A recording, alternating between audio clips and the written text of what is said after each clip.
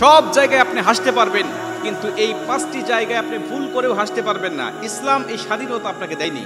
অন্যান্য জায়গায় ইসলাম হাসলে আপনাকে সওয়াবের ঘোষণা দিয়েছে, মুস্কি হাসি দিলে সদকার ঘোষণা আপনাকে দিয়েছে, কিন্তু এই 5টি জায়গায়, এই কয়েকটি জায়গায় ইসলাম হাসা আপনাকে নিষেধ করে দিয়েছে। এর প্রথম নম্বর হলো নামাজের মধ্যে। নামাজের মধ্যে যদি আপনি হাসেন, আল্লাহ রাসূল বলেন, যদি নামাজের মধ্যে তুমি অট্ট হাসি দাও, তাহলে তোমার নামাজও শেষ হবে, তোমার অজুও শেষ হয়ে যাবে। নামাজ ছেড়ে দিয়ে পুনরায় অজু করে আপনাকে আবার নামাজ আদায় করতে হবে। আর যদি অল্প হাসি দেন, মুস্কি হাসি দেন, তাবাসসুম যদি মুস্কি হাসি হয় আপনার, তাহলে নামাজের খুশু নষ্ট হয়ে যাবে। নামাজ ভাঙবে না, কিন্তু নামাজের খুশু নষ্ট হয়ে যাবে। আর নামাজের খুশু যখন নষ্ট হয়ে যাবে, তখন এই নামাজ আপনাকে সফলতার দ্বার প্রান্তে নিয়ে যেতে পারবে না। কারণ আল্লাহ পাক সূরাতুল মুমিনুনে বলেন, ক্বাদ আফলাহাল মুমিনুন আল্লাযীনা হুম ফি সলাতিহিম খাশিউন। নামাজি সফল ব্যক্তি তারা যারা খুশুর সাথে নামাজ আদায় করে। এজন্য নামাজের খুশু নষ্ট হয়ে যাবে প্রথম নম্বরে, যদি আপনি নামাজের মধ্যে মুস্কি হাসি দেন। এই জন্য এই জায়গায় মুস্কি হাসিও দেওয়া যাবে না, অট্ট হাসিও দেওয়া যাবে না। 2 নম্বরে আল্লাহ রাসূল বলেন, কবরস্থানে তুমি গিয়ে হাসবে না। কেন?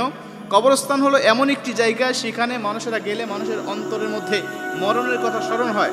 আল্লাহ রাসূল নামাজ আমাদেরকে কবর জিয়ারত করতে বলেছেন এজন্য যে আমাদের যেন মরণের কথা স্মরণ হয়। আমাদের মরণের কথা স্মরণ হলে পাপ আমাদের দ্বারা সম্ভব হবে না, অন্যায় আমাদের দ্বারা সম্ভব হবে না, গুনাহের কাজ আমাদের দ্বারা সম্ভব হবে না। এই জন্য আল্লাহ রাসূল বেশি বেশি কবরস্থানে যেতে বলেছেন, জিয়ারত করতে বলেছেন। সেখানে গিয়ে যদি আপনি হাসেন, তাহলে মরণের ফিলটা আপনার ভিতরে আসবে না। এর জন্য এখানে গিয়ে আল্লাহ রাসূল হাসতে নিষেধ করে দিয়েছেন। 3 নম্বরে আল্লাহ রাসূল বলেন, যখন তুমি কোনো মুমূর্ষু ব্যক্তিকে দেখতে যাবে, অসুস্থ ব্যক্তিকে দেখতে যাবে, সেখানে গিয়েও তুমি হাসবে না। কেন?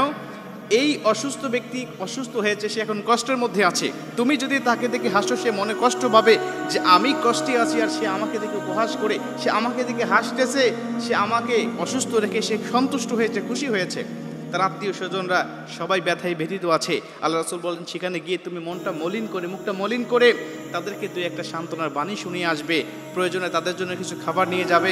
আল্লাহ রাসূল বলছেন, যখন কোনো ব্যক্তি সকালবেলায় কোনো অসুস্থ ব্যক্তিকে দেখতে যায়, সারাদিন ওই ব্যক্তির জন্য আল্লাহ পাকের ফেরেশতারা তার জন্য মাগফিরাত দোয়া কামনা করতে থাকে। সন্ধ্যায় যদি কোনো ব্যক্তি কোনো অসুস্থ ব্যক্তিকে দেখতে যায়, সারা রাত পর্যন্ত ওই ব্যক্তির জন্য ওই ব্যক্তির জন্য আল্লাহর দরবারে ফেরেশতারা মাগফিরাত কামনা করতে থাকে। মুসলমান ভাইরা আমার, এজন্য আল্লাহ রাসূল সাল্লাল্লাহু আলাইহি ওয়াসাল্লাম অসুস্থ ব্যক্তিদেরকে দেখতে যাওয়ার জন্য বারবার তাগিদ প্রদান করেছেন। আর সেখানে গিয়ে আপনি কিন্তু হাসতে পারবেন না, আপনি মনটা মলিন করে তাদের কাছ থেকে বিদায় নিতে হবে। বাহিরে এসে আপনি হাসবেন, আপনাকে কোনো বাধা দেওয়া হয় নাই। মুসলমান বন্ধু আমার, 4 নম্বরে আল্লাহ রাসূল বলেন, যখন তুমি দোয়া করবে, মোনাজাত করবে, আল্লাহর কাছে কোনো কিছু চাইবে, তখনও তুমি হাসতে পারবে না, কান্নাকাটি করবে। কান্না না আসলে কান্নার ভান করে তুমি আল্লাহ পাকের কাছে চাইবে। আমরা যখন দুনিয়ার কোনো মানুষের কাছে কোনো কিছু চাই, তখন যদি হাসি মুখ নিয়ে চাই, আমাদের দিবে না, বরং আমাদেরকে গালি দিয়ে তাড়ায়া দিবে।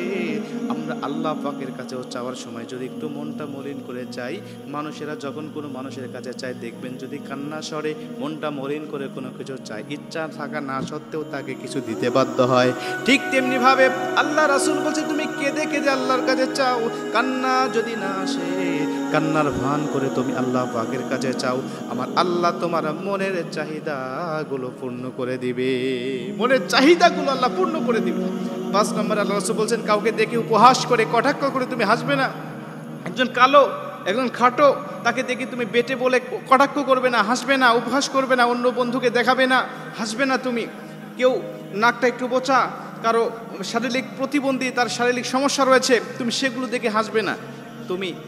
সে তো এমনি ব্যথায় ব্যথিত আছে, তুমি তাকে দেখে মনটা মলিন করে তার সাথে কথা বলো, তাকে দেখে সান্ত্বনা বাণী 2-1টা শোনাও, এরকম ভাবে তুমি তার কাছ থেকে বিদায় নাও। তাকে দেখে উপহাস যদি করো, সে লোকটাও অসন্তুষ্ট হবে, আল্লাহ পাকও তোমার উপর অসন্তুষ্ট হবে। এজন্য ইসলাম বলে, এই কয়েকটি জায়গায় হাসবে না তুমি। কেন? এগুলো হাসলে তোমার দুনিয়াতেও লস, আখিরাতেও লস হবে।